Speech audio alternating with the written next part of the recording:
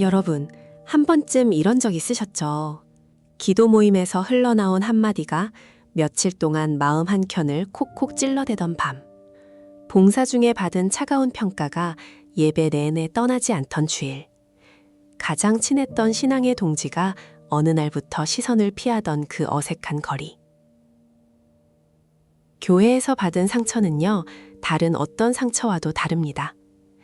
직장에서 들은 거친 말은 며칠 지나면 옅어지는데 교회에서 들은 한마디는 몇 년이 지나도 잘 지워지지 않아요. 왜 그럴까요? 같은 사람이 받는 같은 무게의 말인데 어디서 듣느냐에 따라 깊이가 완전히 달라집니다. 오늘은 그 이유를 함께 들여다보려고 합니다. 이 상처가 왜 신앙까지 흔드는지, 그리고 그 안에서 어떻게 회복할 수 있는지까지요. 먼저 한 가지가 분명해요. 교회 상처가 더 깊은 건 우리가 거기서 거룩함을 기대했기 때문입니다. 다른 곳에서는 사람이 사람답게 굴 거라고 자연스레 짐작하죠. 회사엔 정치가 있을 거고 친구 사이엔 가끔 서운함이 있을 거라고. 그런데 교회는 다르다고 무의식적으로 믿어요. 거기는 사랑이 흐르는 곳이라고. 거기는 안전하다고.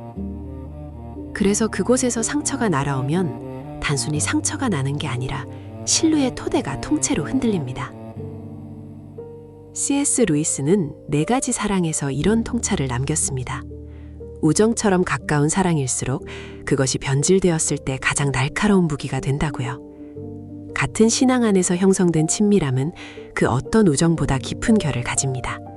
그래서 그 친밀함이 어긋나는 순간 다른 어떤 균열보다 더 아프게 다가오는 거예요. 그렇다면 왜 교회 안의 사람들이 우리에게 상처를 주는 걸까요? 3가지 흐름으로 풀어보겠습니다. 첫 번째, 교회도 결국 사람이 모이는 곳이라는 점. 당연한 이야기 같지만 우리는 자꾸 잊어요. 교회 안의 사람들도 각자의 결핍, 각자의 두려움, 각자의 미성숙을 들고 옵니다. 결핍과 결핍이 만나면 부딪힘이 생기고 그 부딪힘이 누군가에겐 깊은 상처가 됩니다. 다만 그것만으로 다 설명되진 않아요. 그게 다라면 교회 상처와 회사 상처가 똑같이 느껴졌겠죠. 차이는 분명히 있고 그 차이에 2번째 흐름이 있습니다. 2번째, 교회에서는 상처가 종종 거룩한 옷을 입고 옵니다. 직장에서 누가 무례하면 그건 그냥 무례한 거예요. 그런데 교회에선 다르죠. 비판이 사랑의 겉면으로 포장되고 외면이 분별이라는 이름으로 정당화돼요. 통제가 영적 권위로 둔갑하고 가십이 기도 부탁으로 흐릅니다. 이건 리더만의 문제가 아니에요. 일반 성도 사이에서도 자주 일어납니다.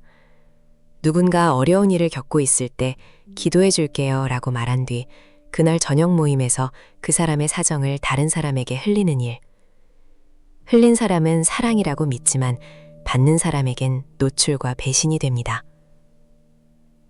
그리고 더 무서운 건요, 이런 일이 일어나도 항의하기가 어렵다는 거예요. 거기엔 늘 거룩한 명분이 붙어 있으니까요. 사랑이라는 이름, 분별이라는 이름, 영적 권위라는 이름. 사탄은 이 지점을 정확히 압니다. 사탄이 속삭입니다.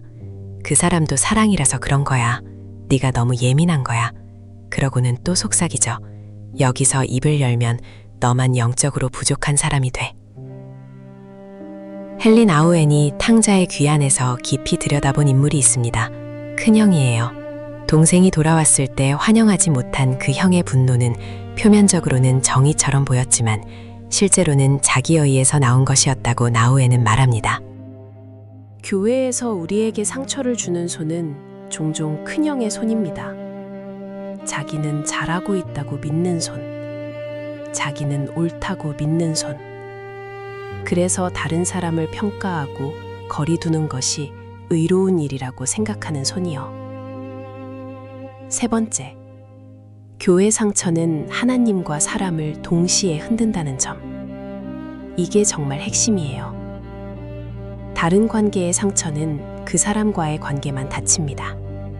그런데 교회 상처는 하나님과의 관계까지 흔들어요.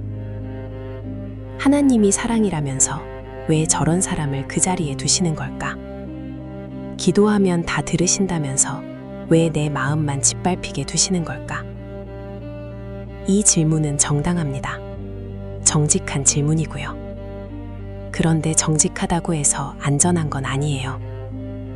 이 질문을 들고 너무 오래 혼자 있으면 신앙은 천천히 식어갑니다.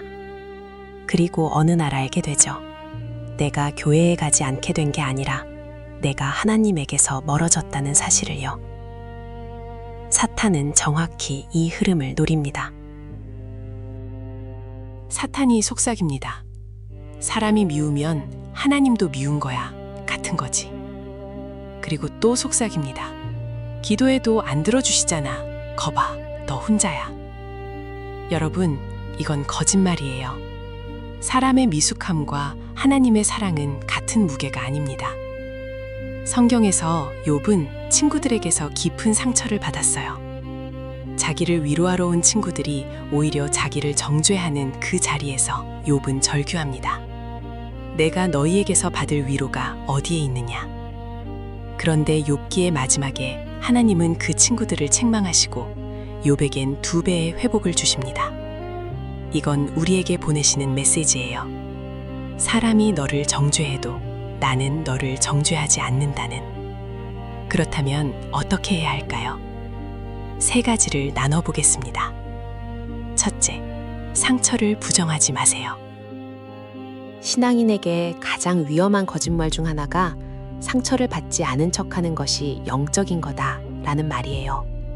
아니에요.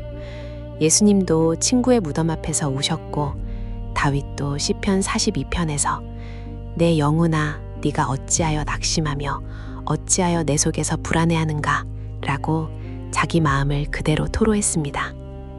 상처를 인정하는 건 영적 미숙함이 아니라 영적 정직함입니다. 사탄이 속삭입니다. 참아. 영적인 사람은 상처를 표현하지 않아. 그게 거짓말이에요. 표현하지 않은 상처는 사라지는 게 아니라 더 깊은 자리로 내려앉아 그곳에서 신앙을 갉아먹습니다. 둘째, 교회와 하나님을 분리하세요. 교회 안 한 사람의 미성숙을 하나님께 돌리지 마세요. 그 사람이 차갑다고 해서 하나님이 차가운 게 아닙니다. 그 사람의 미성숙은 그 사람의 것이고 하나님은 여전히 여러분을 안고 계세요. 둘을 헷갈리는 순간 가장 잃지 말아야 할 것을 잃게 됩니다. 셋째, 잠시 거리를 두는 것은 도망이 아닙니다.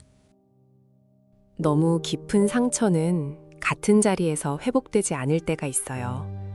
잠시 다른 공동체로 또는 한적한 자리로 물러나는 것이 신앙을 지키는 방법일 수 있습니다. 도망이 아니라 치유의 호흡입니다. 단 그 거리에서 하나님에게서까지 멀어지지는 마세요. 거기서도 기도는 멈추지 마세요. 마지막으로 한 가지만 더 나누고 싶습니다. 상처는 흔적이 남아요. 사라지지 않을 수도 있어요. 그래도 그 흔적이 우리를 더 깊은 신앙으로 이끄는 길이 되기도 합니다. 사람을 통해 하나님을 만나려고 했던 시선이 사람의 모자람을 거쳐 비로소 하나님 자체에 머무는 시선으로 옮겨가는 거예요. 여러분, 혹시 지금 마음 한켠이 시린 분이 계시다면 한 가지만 기억해 주세요. 그 상처의 자리에 그분도 같이 계셨습니다. 지금도 거기 계세요. 그리고 마지막으로 묻고 싶어요. 여러분의 마음에는 지금 누가 앉아 있나요? 그 사람의 모습인가요? 아니면 그분의 손길인가요?